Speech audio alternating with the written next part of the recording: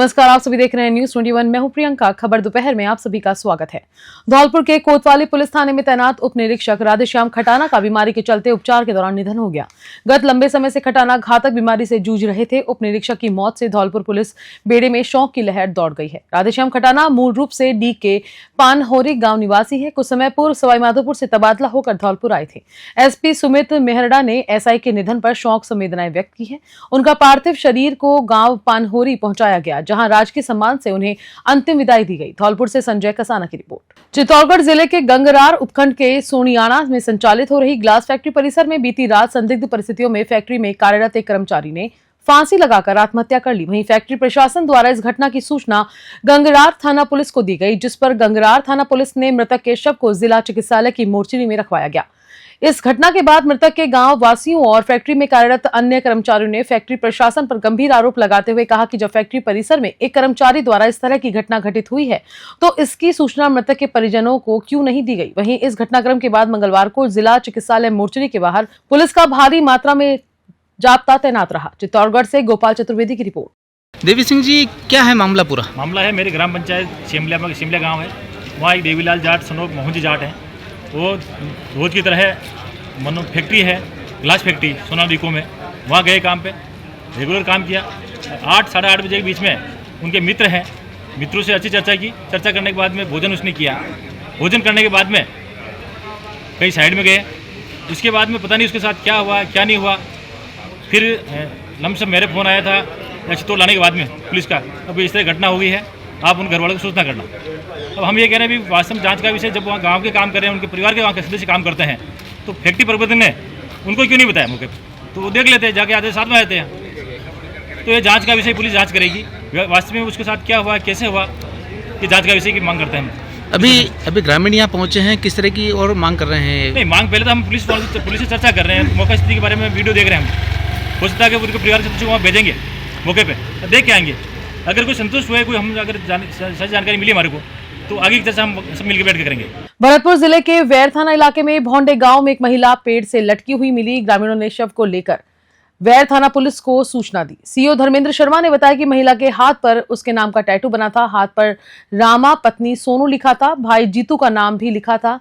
महिला के बारे में लोगों से पूछताछ की जा रही है। फिलहाल शिनाख्त नहीं हो सकी है। वहीं पुलिस ने वैर अस्पताल की मोर्चरी में बॉडी रखवा दी है। भरतपुर से राकेश तंवर की रिपोर्ट। आजकल जहां शादी के लिए अपनी शान और शौकत के लिए करोड़ों रुपए खर्च किए जा रहे हैं, वहीं सवाईमाधोपुर के बौली उपखंड के हनुमंतपुरा गांव के युवक अंकित मीणा ने समाज के लिए बेहतरीन नजर पेश की है। भारत सरकार के राजस्व मंत्रालय में कस्टम और जीएसटी इंस्पेक्टर के पद पर कार्यरत अंकित मीणा ने समाज के पंच पटेलों के सामने दहेज नहीं लेकर 1 रुपए में शादी करने का संकल्प लिया है। गांव के शंकरलाल ने बताया कि 16 मार्च को चौंथ का बरवाड़ा तहसील के रूपनगर की सोनू के साथ सगाई थी। अंकित की शादी 12 मई को प्रस्तावित है। सवाईमाधोपुर से राकेश चौधरी की रिपोर्ट। टोंक जिले में पिछले कई सालों से फर्जी रजिस्ट्री करवाकर गुमनाम जमीनों की खरीद फरोख्त के मामले में अन्य 7 लोगों के खिलाफ मेहंदवाज थाने में रिपोर्ट दर्ज करवाई जाएगी। मामले का खुलासा होने पर राजस्व मंत्री के निर्देश पर मामले की जांच कर रहे टोडा राय सिंह एसडीओ कपिल शर्मा ने जांच पूरी कर सोमवार को अपनी report collector doctor Saumya Jha को सौंप दी है। जांच अधिकारी ने बताया कि उक्त लोगों के खिलाफ विक्रेता अशोक कुमार नागपाल के आधार कार्ड से कुटरचित दस्तावेज तैयार करने व फर्जी व्यक्ति को पेश कर जालसाजी से फर्जी विक्रय पत्र करवाने पर एफआईआर दर्ज करवाई जाएगी। उन्होंने बताया कि सत्यनारायण चौधरी व हेमराज तोगड़ा की भूमिका भी संदिग्ध पाई गई है। टोंक से ब्रिजेश परिडवाल की रिपोर्ट में देखिए एसडीओ कपिल शर्मा ने क्या जानकारी दी।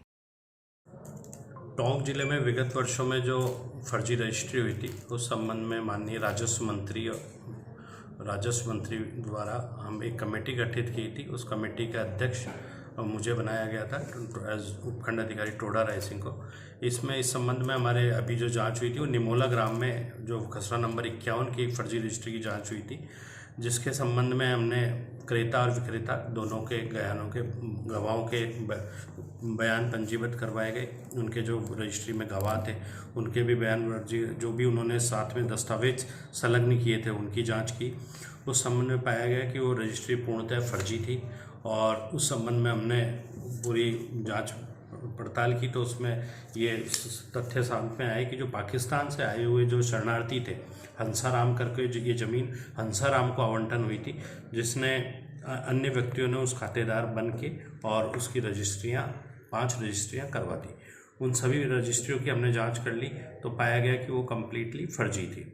तो इस संबंध में जो मैं बता दूं आपके जिन 7 व्यक्तियों के जो नाम आए हैं उसमें जीतराम जाट है, जीतराम जाट सोरण, विमलेश कुमार मोठिया, महेंद्र चौधरी, मांगीलाल, जितेंद्र, बद्री प्रसाद। इसके विरुद्ध हमने कानूनी कार्रवाई के लिए जिला कलेक्टर महोदय को जांच रिपोर्ट आज हम भेज रहे हैं। उसमें जिला कलेक्टर महोदय द्वारा इनके विरुद्ध कानूनी कार्रवाई की जाएगी। साथ ही हमें इस प्रकरण में जो ज़मीन है, जो प्रश्नगत जो भूमि है, उसको हमने रेफरेंस बनाने के लिए सिवायचक करने के लिए जिला कलेक्टर महोदय को लिखा है, जिससे कि इसका आगे कोई बेचान नहीं हो और आगे फर्जीवाड़ा नहीं हो। तो पहली बात ये है कि इसका सिवायचक हो ज़मीन, ये रेफरेंस इसका हमें जिला कलेक्टर महोदय को भेजा, और दूसरा इन व्यक्तियों के विरुद्ध कानूनी कार्रवाई की जाएगी। दूसरा जो जांच में है, जैसे सत्यनारायण चौधरी सोरण व हेमराज तोगड़ा, इनकी भूमिका की जांच के लिए भी पुलिस विभाग अपना अनुसंधान अलग से करेगी कि इनकी क्या जांच रही।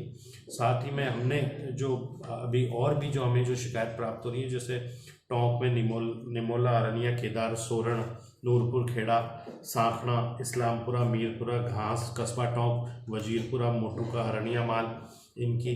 दूसरा पीपलू में जो गांव है, कुरेड़ा, अहमदगंज, संदड़ा फार्म, मवासीपुरा, इनमें हम बेसिकली इन्हीं की देख रहे हैं कि जो पाकिस्तान मूल से जो लोग आए हुए हैं या पाकिस्तान को जो गए हुए, उनका लोग फर्जी आधार कार्ड बनवा के और रजिस्ट्री कर रहे हैं।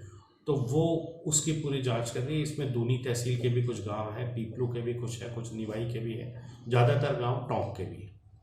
तो उनकी जांच कर रहे हैं। जो जैसे जैसे प्रकरण आ रहे हैं कर रहे हैं। कुछ टोंक जिलों के जिनका राजस्व रिकॉर्ड पाकिस्तान गए हुए, पाकिस्तान से आने वालों की सूची जयपुर से मिलेगी राजस्व विभाग से, वहाँ भी हमने लेटर लिखा है। जैसे जैसे आएंगे इसकी हम जांच करके जिला कलेक्टर महोदय को भिजवाया जाएगा।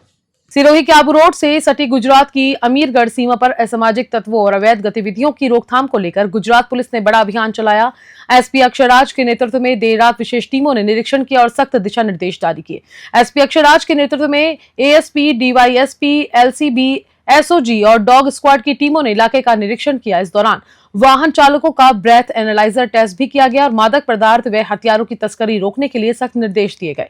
इसके साथ ही अवैध रूप से रह रहे और अवैध कब्जे करने वाले 221 असामाजिक तत्वों की सूची तैयार की गई, जिन पर पुलिस कड़ी निगरानी रखेगी। गुजरात पुलिस का ये एक्शन असामाजिक गतिविधियों पर रोकथाम की दिशा में एक बड़ा कदम माना जा रहा है। आबू रोड से मनोज चौरसिया की रिपोर्ट। श्री श्याम निस्वार्थ ताली कीर्तन मंडल की ओर से आगामी 19 मार्च को देवली शहर के छतरी चौराहे पर श्री सांवरिया सेठ की भजन संध्या आयोजित होगी। एक शाम सांवरिया सेठ के नाम कार्यक्रम को रात 7:30 बजे शुरू किया जाएगा। इसमें सांवरिया सेठ के दरबार में 56 भोग लगाया जाएगा। वहीं भव्य दरबार सजाकर पुष्प वर्षा होगी। इसके अलावा फाग महोत्सव, अखंड ज्योत और इत्र वर्षा भी होगी। कार्यक्रम में चित्रा सुधार और बबलू राजस्थानी भजनों की प्रस्तुति देंगे। इसे लेकर शहर में कई जगह पोस्टर और होर्डिंग लगाए गए हैं। देवली से रोहित साहू की रिपोर्ट। खबर दोपहर में फिलहाल इतना ही। बने रहिए हमारे साथ। नमस्कार।